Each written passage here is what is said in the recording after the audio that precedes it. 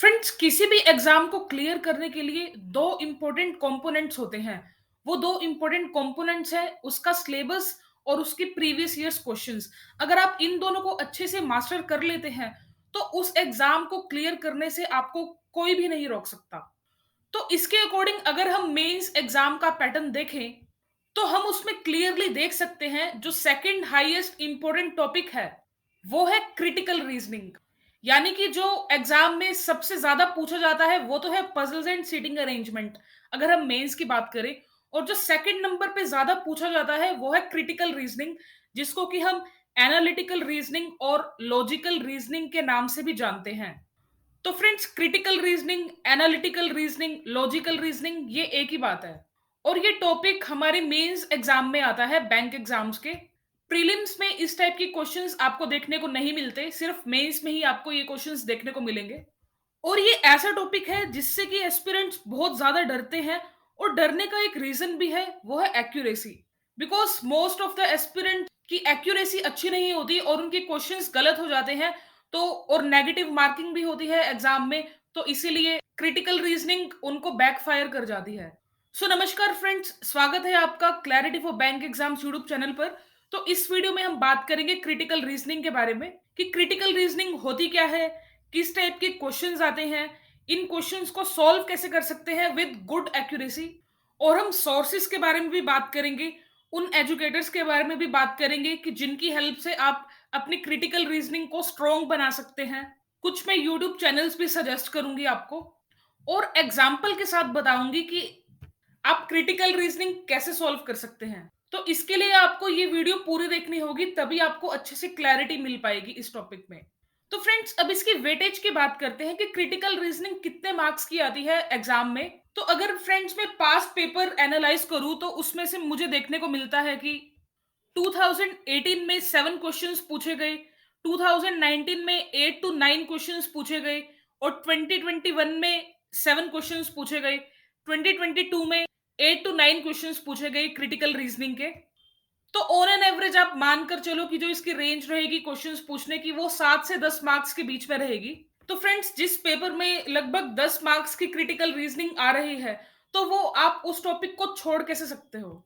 और ये वो टॉपिक है जिसमें हम थोड़ी सी तैयारी करके इसको स्ट्रोंग बना सकते हैं और मेंस में अच्छे मार्क्स ले सकते हैं। अगर आपको पजल्स को स्ट्रोंग बनाना है तो आपको बहुत ज्यादा मेहनत करनी पड़ेगी मेंस की पजल बनाने में। बट क्रिटिकल रीजनिंग में उतनी मेहनत नहीं करनी पड़ेगी, और पजल में आपको मेहनत भी करनी पड़ेगी और हो सकता है फाइनल एग्जाम में आपकी पजल्स सॉल्व भी ना हो। बट क्रिटिकल रीजनिंग तो ऐसा नहीं है कि बिल्कुल भी सॉल्व नहीं होगी। क्रिटिकल रीजनिंग में भी इजी क्वेश्चंस आते हैं, मॉडरेट आते हैं और डिफिकल्ट आते हैं। डिफिकल्ट के बारे में तो मैं आपको नहीं कहूंगी कि आप उसमें चांस लीजिए, but easy to moderate questions तो आप कर सकते हैं ना। और उसमें अच्छे मार्क्स सिक्योर कर सकते हैं विद एक्यूरेसी मोर देन 80%।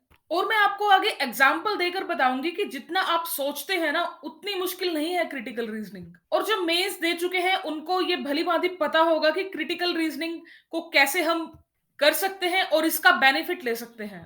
अब मैं आपको बताती हूँ कि किस टाइप के क्वेश्चंस क्रिटिकल रीजनिंग या फिर लॉजिकल रीजनिंग में पूछे जाते हैं। तो friends, statement and assumptions based पूछे जाते हैं।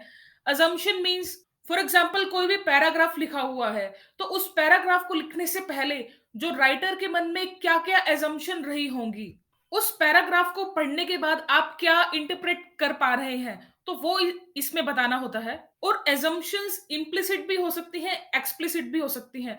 एक्सप्लिसिट मतलब जो लिटरली बताया हुआ है वो एक्सप्लिसिट। इम्प्लिसिट मतलब कहना क्या चाहता है, इसका अंदर का भाव क्या है। आई होप आप ये समझ पा रहे हैं। तो statement and assumptions based questions पूछे जाते हैं, और इसके अलावा statements and argument based questions पूछे जाते हैं। मैं आपको एग्जांपल देकर आगे बताऊंगी, लाइव डेमोन्स्ट्रेट करके बताऊंगी कि इनमें डिफरेंस क्या है। इसी तरह passage and inference based questions पूछे जाते हैं, कॉज एंड इफेक्ट पूछा जाता है, कोर्स ऑफ एक्शन पूछा जाता है। फॉर एग्जाम्पल कोई इंसिडेंट हो गया तो इसका इफेक्ट क्या क्या हो सकता है। एग्जाम्पल देकर बताती हूँ, रिसेंट कि तुर्की में अभी अर्थक्वेक आया था। तो ये हो गया इंसिडेंट, इसका इफेक्ट क्या क्या हो सकता है। एनिमल्स पर इफेक्ट हो सकता है, ह्यूमन रिसोर्सेज पर इफेक्ट हो सकता है, गवर्नमेंट की फंक्शनिंग में इफेक्ट हो सकता है। तो इस टाइप की आपको कंक्लूजन्स दिए होंगे और उसमें से आपको चूज करना है कि कौन-सा कंक्लूजन सही लग रहा है, कौन-सा गलत लग रहा है।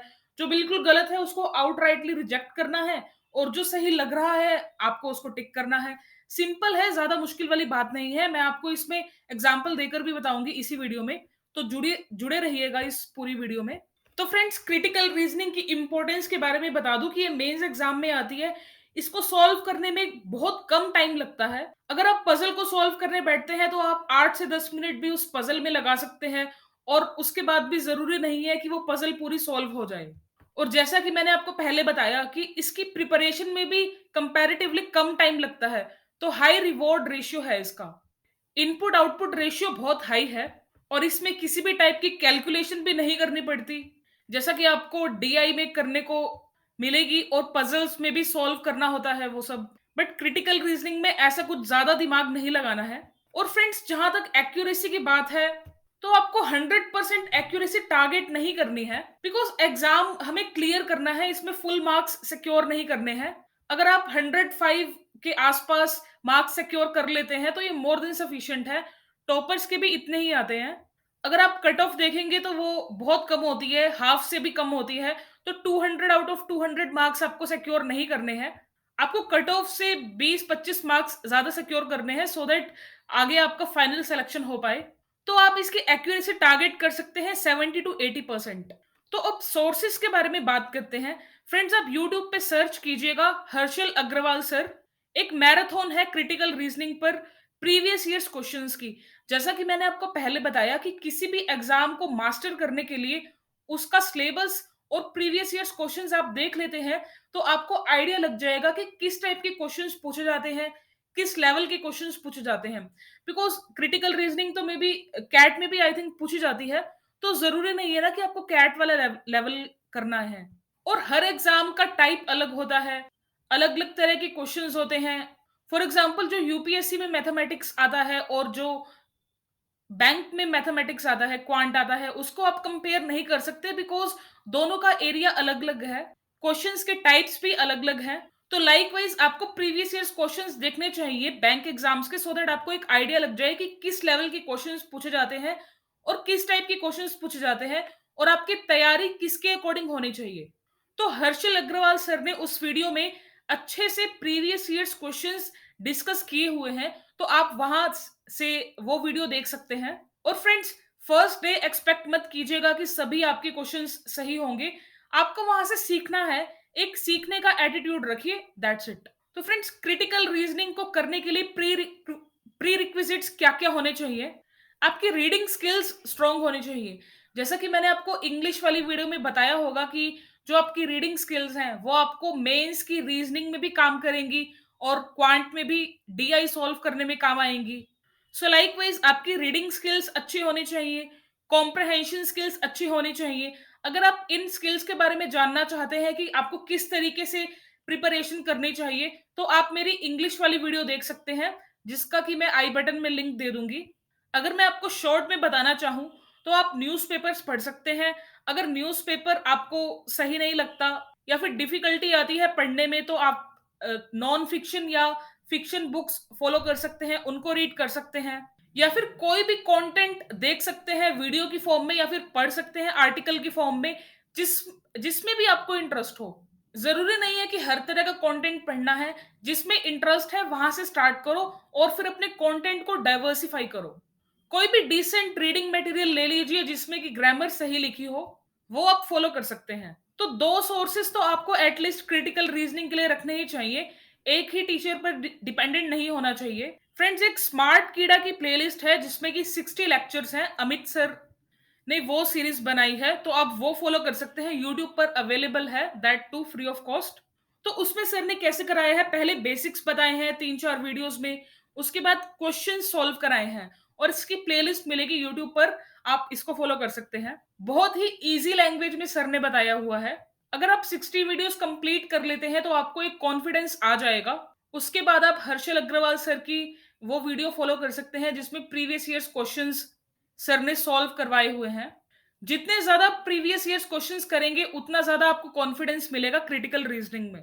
इसके अलावा मेरिट शाइन एक चैनल है जो कि बहुत फेमस है। और क्वालिटी कंटेंट है उस चैनल पर।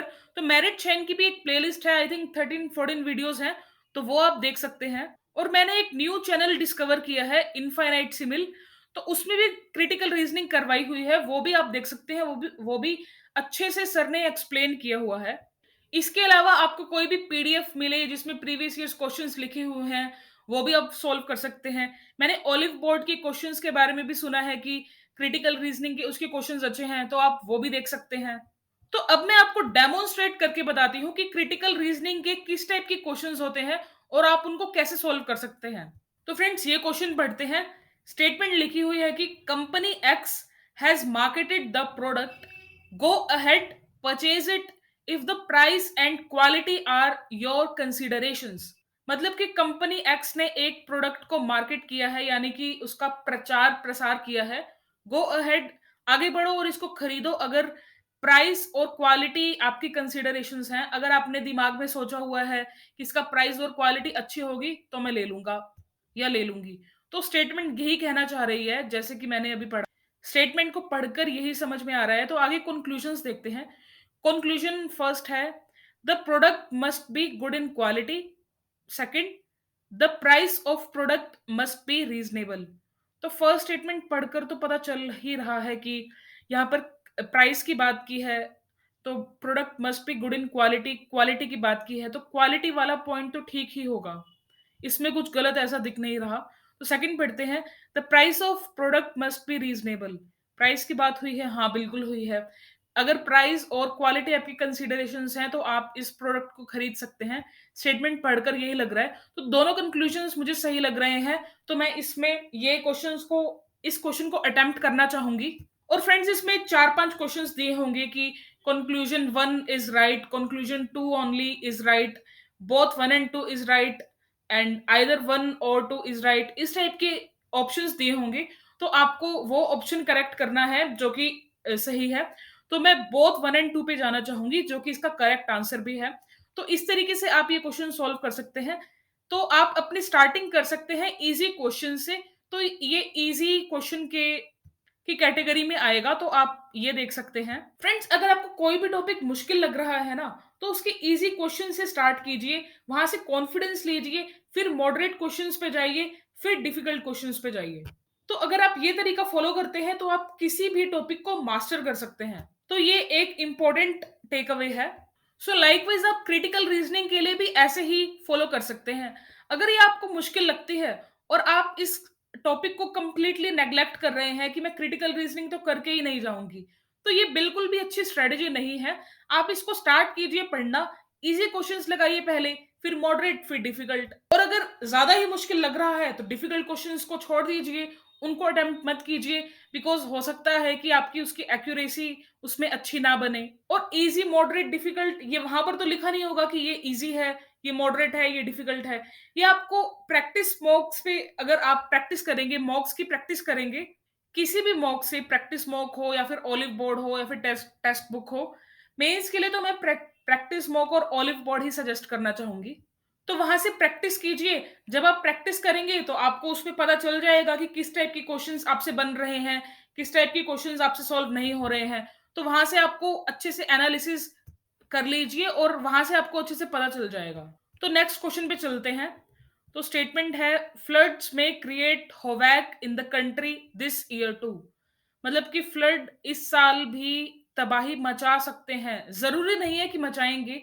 मे की मे का यूज किया हुआ है, पॉसिबिलिटी है, तो जरूरी नहीं है। तो स्टेटमेंट से पढ़कर तो मुझे यही पता चल रहा है कि फ्लड्स इस साल भी कंट्री में, देश में तबाही मचा सकते हैं। तो कंक्लूजन देखते हैं। The government should be on alert to evacuate flood affected victims. Second, people should not be afraid of floods. तो कोर्स ऑफ एक्शन समझना है, इसका कोर्स ऑफ एक्शन बताना है स्टेटमेंट को पढ़कर कि इन दोनों में से कौन कौन से कंक्लूजन कोर्स ऑफ एक्शन हो सकते हैं।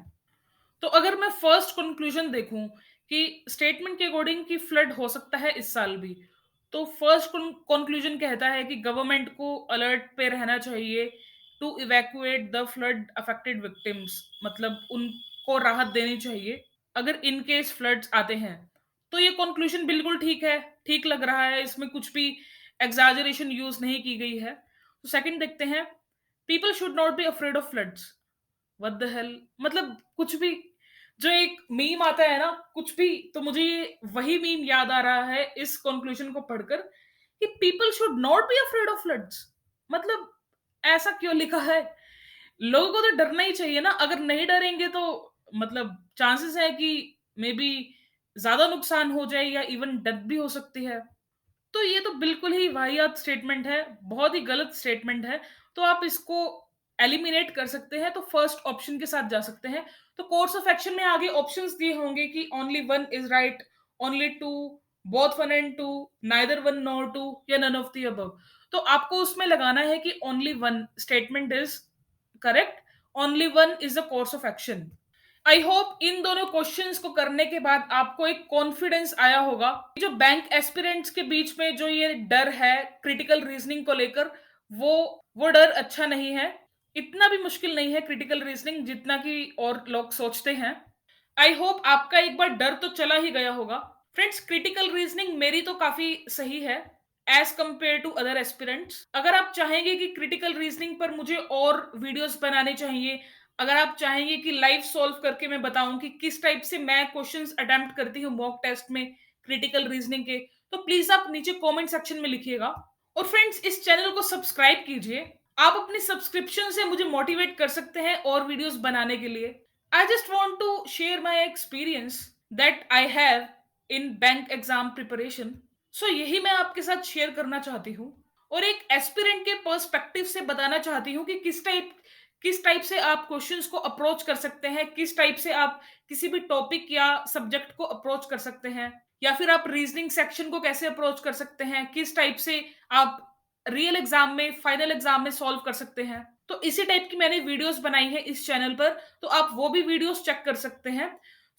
अगर आप कोई और सजेशन देना चाहें कमेंट सेक्शन में, तो वो भी दे सकते हैं। So that's it for this video, thank you very much.